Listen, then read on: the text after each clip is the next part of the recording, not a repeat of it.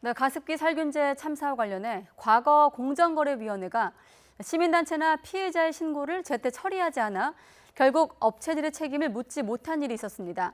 그런데 당시 공정위 내부에서 서둘러 사건을 처리해야 한다는 경고가 있었는데도 묵살됐다는 의혹이 제기됐습니다. 취재기자 연결해서 물어보겠습니다. 박희재 기자. 네, 사회부입니다. 네, 조금 복잡한 내용이지만 꼼꼼하게 따져 물어야 할 대목들. 일단 이 사건이 2011년으로 거슬러 올라가야 되죠? 네, 그렇습니다. 지난 2011년 한 시민단체가 가습기 살균제 참사와 관련해 애경 등을 공정거래위원회에 신고했습니다. 하지만 당시 공정위는 곧바로 무혐의로 결론을 내리고 사건을 덮었는데요. 그러다 6년 뒤에 재조사에 나서 살균제의 유해성을 확인하고 허위 과장 광고를 한 사실에 대해 과징금을 물렸습니다.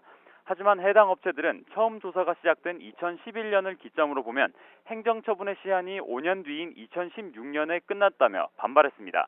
공정위는 2016년에 피해자들의 신고가 새로 접수된 만큼 행정처분 기한에는 문제가 없다고 맞섰는데요. 양측의 다툼은 법정으로 이어졌고 법원은 결국 업체들의 손을 들어줬습니다. 그러니까 공정위가 제때 사건을 처리하지 않는 바람에 결과적으로 업체들에게 면죄부를 준 셈입니다.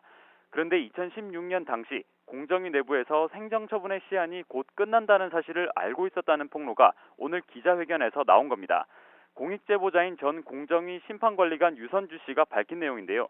유 씨는 당시 이런 사실을 보고했지만 별다른 해명 없이 묵살됐다고 주장했습니다. 이런 주장이 사실이라면 공정위가 단순히 법리를 오해한 것이 아니라 의도적으로 사건을 은폐하려 했다는 의혹이 커질 수밖에 없습니다. 이에 따라 가습기 살균제 피해자들은 당시 공정위 내부 자료 등을 통해 조사가 늦춰진 경위를 철저히 조사해야 한다고 촉구했습니다.